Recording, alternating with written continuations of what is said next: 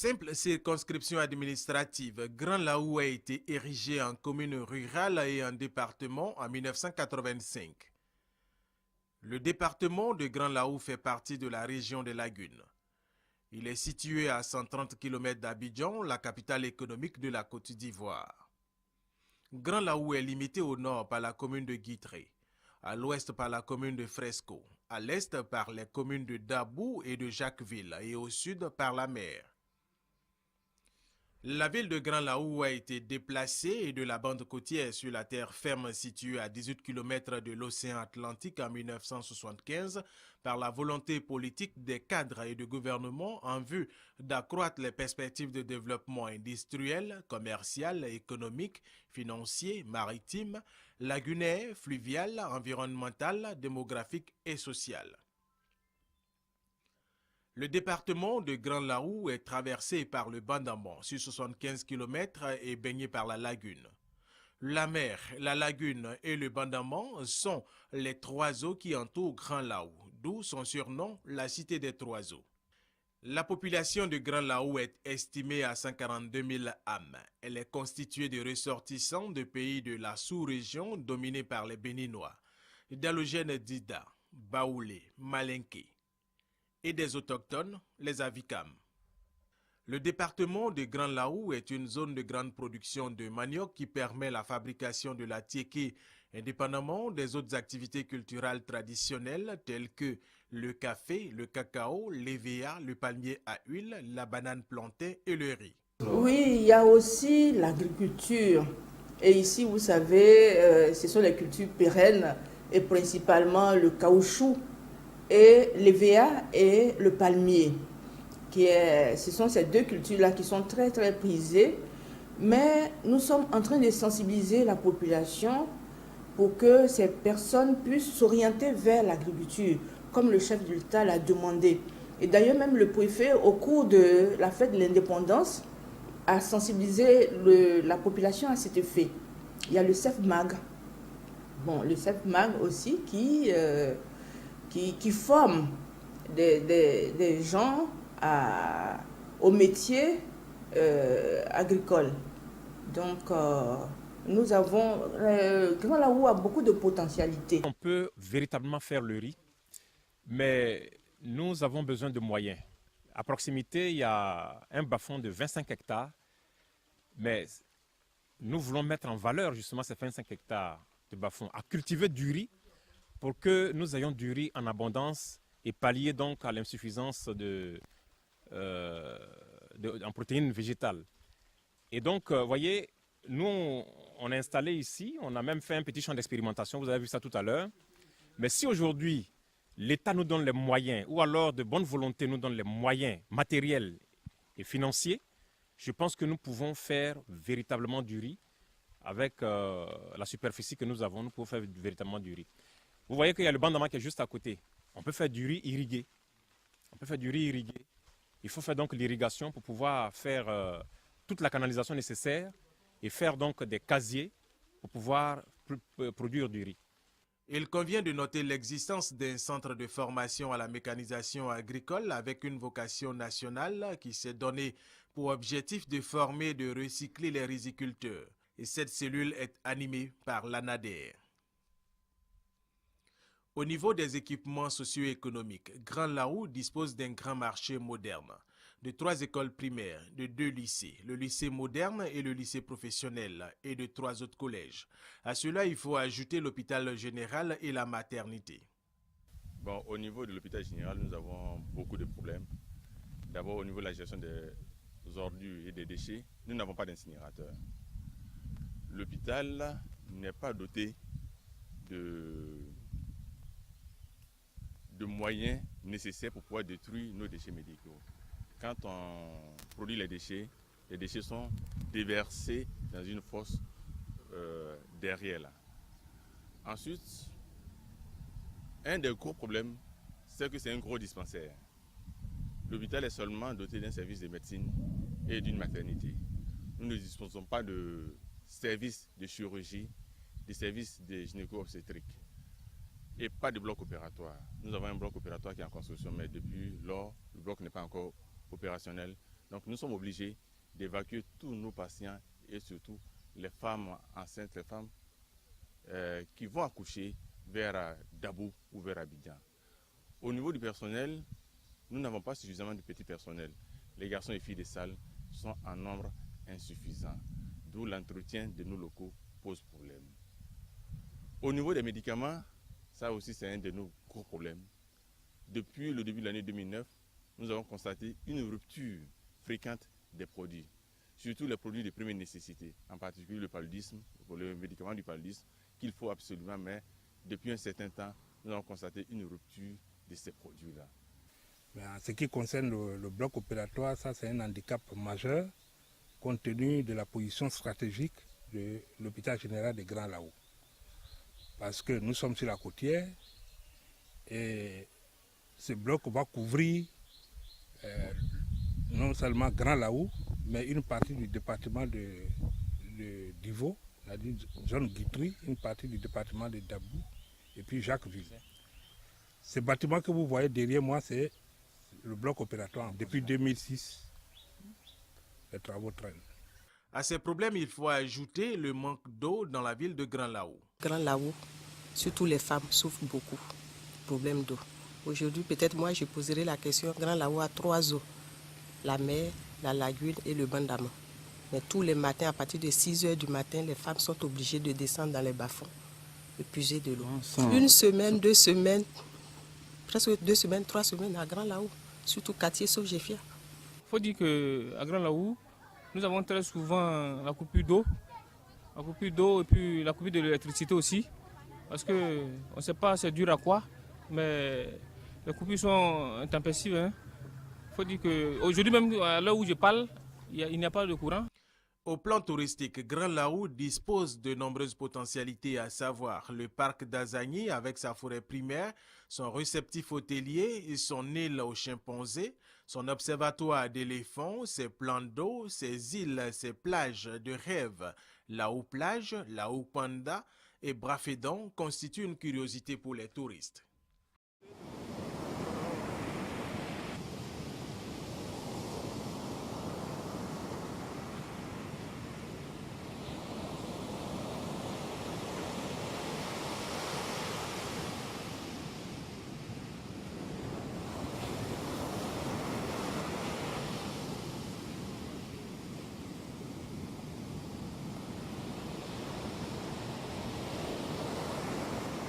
Il existe par ailleurs à Grand Laou un véritable port de pêche moderne qui peut même servir le sud en poisson, avec une école supérieure de formation technique au métier de la pêche en vue d'initier les jeunes Ivoiriens aux méthodes modernes de la pêche avec ses bateaux de pêche et ses chambres froides. La pêche, il faut dire en premier lieu que la pêche nourrit son homme. La pêche, c'est pas, vous savez, l'agriculture, on vous dit que cette année, il n'a pas plu, il y a des fomesses, il n'y a pas d'engrais, mais la pêche, c'est pas comme ça. La pêche, c'est la volonté. La pêche, c'est le matin, vous montez à la pêche, et puis le soir, vous avez ce que vous voulez. En tonnage, comme soit peut-être 1 million, 200, ça dépend de la qualité, l'aspect des types de pêche que vous pratiquez. Bon, la pêche, là où vraiment, il faut dire que maintenant, là, c'est difficile, parce qu'on a un problème d'ensemblement de l'embouchure, qui fait qu'on n'arrive plus à pratiquer la pêche normalement. Pratiquement, vous voyez les navires qui sont là, navires de l'école de pêche, qui n'arrivent plus à passer l'embouchure parce qu'il y a l'ensablement, il faut passer par période. Vous savez, sur 12 mois, nous n'avons que 2 mois pour que les bateaux puissent franchir l'embouchure. Ça ne donne pas, ça ne permet pas à l'école de bien évoluer. Et nous savons, quand on a vu l'école s'ouvrir ici, on s'est dit, nous qui sommes riverains, qui sommes pêcheurs artisans, on s'est dit que c'est un ouf de soulagement pour nous. Mais malheureusement, l'embouchure qui est là, qui n'est pas traité, entretenu, qui chaque jour que Dieu fait détruit le village et puis qui fait que bon, le poisson quand il est l'ensablement, il n'arrive plus à venir, à sortir, à rentrer dans l'embouchure, à rentrer dans la lagune et pour qu'on puisse nous aussi pêcher normalement. Donc ce côté-là vraiment c'est ce qui fait qu'on n'arrive plus. Cette année on ne sait pas comment on va se causer nos enfants. Il y a vraiment une solution, il y a une grande solution à Abidjan. Les gens, les bateaux passent, qu'il y a l'échange, c'est que Grand Laou on peut l'avoir. Si à San Pedro, ça se fait, c'est qu'à Grand Laou, on peut l'avoir, on peut le faire. Ce que nous voulons, c'est que l'administration, l'État, nous aide ou des bailleurs de fonds viennent draguer l'embouchure pour que nous puissions pêcher normalement et pouvoir passer, sortir quand on veut. Parce que la pêche, c'est ça. On peut aller en mer la nuit comme la journée, mais maintenant on ne peut pas. Même la journée, il y a des moments où on ne peut pas s'approcher parce que c'est dangereux. Bon, ce bateau-là, il permet d'aller à la mer avec des stagiaires, des élèves pour la formation. Ce bateau, on peut l'utiliser à plusieurs types de pêche. On fait des seines, on fait un peu des palangres, c'est-à-dire de la muisson, à plusieurs types de pêche qu'on peut faire selon la volonté du pêcheur. On peut l'adapter à tout. Voilà. Et là, vous avez des vireurs qui savent à virer les lignes. Et puis derrière là, vous avez des caisses dans lesquelles on met les filets. Et dans ces caisses que vous avez là, c'est des trucs où la caisse à glace, à cale de poisson.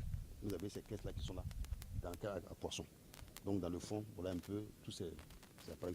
À l'intérieur de la cabine, vous avez tous ces appareils que vous trouvez sous les d'un bateau. Tout est équipé. La préoccupation importante, c'est développer le secteur de la pêche artisanale. Et puis, bon, donner un peu du boulot, parce que la pêche même est un pouvoir d'emploi. Quand vous allez à la pêche, un pêcheur se retrouve au bas mot avec 3 personnes dans son bateau. Et celui-là, après la pêche, c'est avec le pêcheur qui descend, il nourrit un peu le fabricant de glace, le fabricant de moteur, le fabricant de filets, et celui qui fabrique aussi la pirogue. Et tout cela participe un peu au sort du développement économique de la pêche. Rappelons que la pêche pour la pratique constitue une activité importante au niveau du département. La mairie a créé un office de développement économique et social. Objectif est suivre et évaluer les projets de réduction de la pauvreté afin de financer les micro-projets pour la jeunesse. Question que dès notre prise de service, nous avons mis en place un office communal de développement à Grand-Lahou. Et cet office prend en compte tout ce qu'il faut pour le développement de la commune. Car la commune seule n'arrive, la mairie seule ne pourra pas. Nous avons élaboré des documents pour permettre à nos jeunes, car n'oubliez pas que nous sommes dans une commune rurale, Grand-Lahou, nous ne disposons pas de moyens financiers ardus pour pouvoir faire face à toutes nos difficultés. Le souci du maire que je suis, c'est de pouvoir apporter un plus dans toutes les opérations que les jeunes gens veulent mener. Mais les moyens sont limités. Il faut créer des emplois qui pourront sauvegarder, permettre aux jeunes gens d'être eux-mêmes libres, indépendants par rapport à ce que la situation qu'ils vivent dans ce métier. Et tout cela là, l'office qui a été mis en place, partant par l'État lui-même, parce que ça nous a permis, après la décentralisation, de pouvoir organiser, de permettre, avec l'état de la décentralisation, les mairies sont plus ou moins libres de pouvoir chercher les moyens pour pouvoir s'organiser. Nous avons approché les institutions internationales, même le gouvernement, pour qu'on nous donne les moyens, les organisations financières nous viennent au secours. Nous avons contacté, je prends par exemple, nous avons pu être reçus par l'ambassade des États-Unis. Très prochainement, on aura la visite de l'ONUCI qui viendra nous écouter, entendre ce que nous voulons. Et bien d'autres organisations qui viendront. Partant de là, voyant l'importance de notre mission, on saura comment s'organiser pour que la jeunesse puisse être autonome et travailler pour ses besoins personnels et aussi pour les besoins de la commune. Ceci dans le souci de donner du travail aux jeunes. Parce que le maire avait un plan directeur de la ville depuis 1975. Le maire Feu Hucher, dont nous apportons une assistance technique. C'est ainsi, depuis 1990 jusqu'à 2009, nous avons fait ce qu'on appelle l'inventaire de tous les jeunes en activité, de tous les jeunes ayant une idée, de tous les jeunes qui ont une volonté de faire quelque chose. Quand la loi de transfert des compétences aux collectivités territoriales a été mise en place en 2003 et ce décret en 2005, ce qui donnait une bonne occasion aux communes de créer un organisme de regroupement des jeunes afin de faire un suivi-évaluation de leur activité, suivi-évaluation d'ordre interne et suivi-évaluation d'ordre externe, de telle sorte que tous les bailleurs de fonds soient rassurés que s'ils aident un jeune, il est possible de suivre l'enfant, il est possible de savoir qu'est-ce qui a fait qu'il n'a pas réussi son projet. Et des projets dont certains sont déjà bénéficiaires. C'est un ami à mon papa. Il travaillait, comme il ne connaissait rien à l'école. Et puis mon papa m'a dit, est-ce que ma fille, tu ne veux pas faire un métier? J'ai dit oui, il faut me mettre en métier de garçon. Et puis il m'a montré la soudure. J'ai dit oui, ça me plaît. Et puis il a dit à son ami, et puis il m'a mis dedans. Il a fait 4 ans dedans.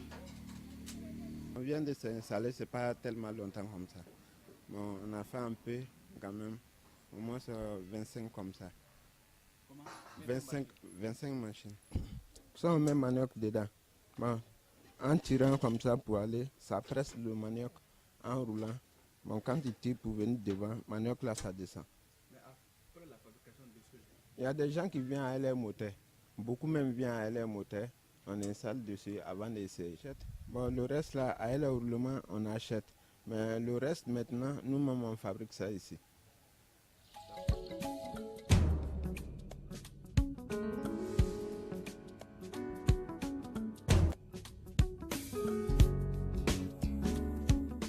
Le département de Grand Laou, avec ses atouts touristiques, sa richesse agricole et sa proximité avec la capitale économique de la Côte d'Ivoire, Abidjan, est promis à un bel avenir.